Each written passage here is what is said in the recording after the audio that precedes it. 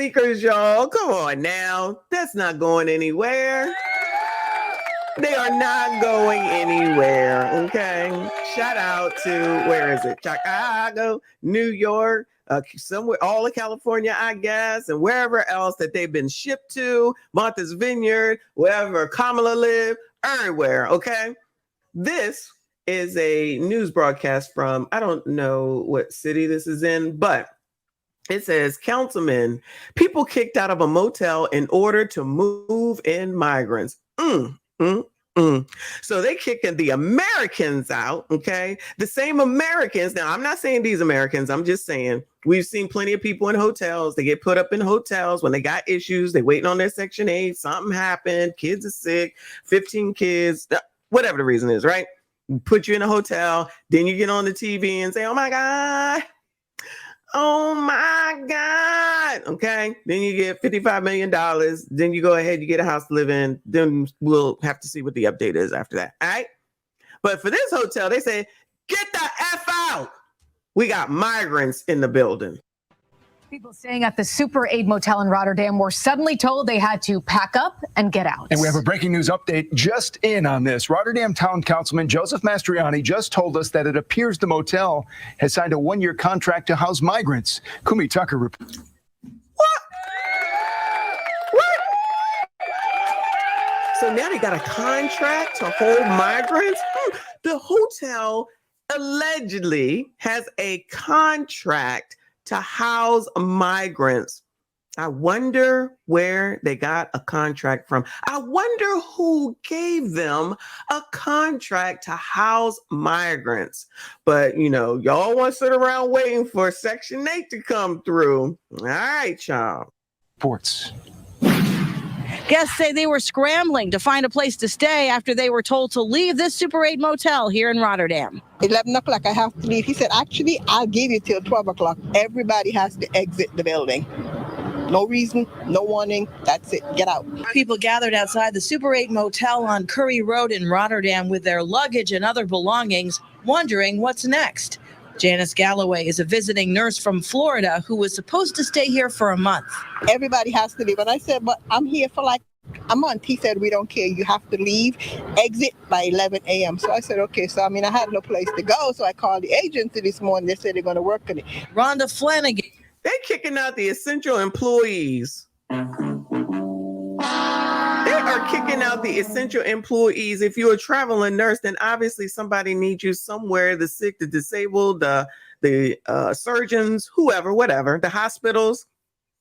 And first of all, why are they setting you up in a Super 8? I would have quit that immediately. Okay, I'm just saying. But that's a whole different stream, child. But anyway, the point is that the Super 8 got a deal that they just could not let go. And again, I can't imagine where they got a contract from. Who would give them a contract to say, I want you to house migrants for a year, I think they said. For a year. We'll give you this amount of money. Just those people. I wonder who would do that. Who is it saying that? Who said that? Who said that? Who said that? Again, was placed here by social services. The anxiety and the being frightened as a woman alone, not being able to carry, not being able to just take a backpack and maybe walk somewhere and be safe. The senior building inspector says he just knows the Old Country Inn diner on the same property should be coming down soon, but there's no info about the motel. They were told all the residents to be out. The building is going to be shut down tomorrow. They're closing for a year. For what reason? I can't give you an answer on that because they won't have no answer for me. Oh, but the cat has been let out of the bag. They out here talking about, we're going to shut down. They're going to shut down to the public, but they not going to shut down. Clearly.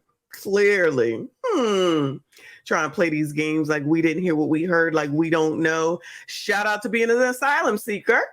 Police say they were only told that as of today, the motel would be closed to the public. Motel management refused to speak with us and called police to kick news crews off the property. So far, there's no comment from local leaders about the possibility that the motel could be used to house migrants. As for Janice, she was able to be on her way with all her luggage when her Uber arrived. Good luck, Janice, whatever her name was, child. Good luck to you, child. Go do your thing. At least you got something to fall back on. There's plenty of people who do not. Some of those people, listen, this is getting just crazy at this point. Shouldn't there be a plan in place by now? These people been here for a couple of months and they still act like they just got here. Not that more are not coming through. They might not be putting it on the news anymore, but trust me when I tell you, they still coming through. But let's see what's going on in Chicago, one of our favorite places. Alleged disruptive behavior among Chicago's migrants. I know you effing lying. I'm pretty sure they're doing the right thing, following the law, been told all the rules, getting all their benefits taken care of, and then they causing chaos too? What happened? Prominent alderman is calling on Mayor Johnson to address what he describes as disruptive and dangerous behavior among Chicago's new migrant population. Pause. Sorry, y'all. Lest we not forget that they're upset about the disruptions from the migrants, from the asylum seekers. They call them the wrong name, the asylum seekers. But all the other chaos that happens in Chicago is okay, I guess. All the other stuff that happens every weekend, every night, especially in the summer, they're okay with that. As long as it's us doing it, it's all right. But if it's somebody else, then we got problems.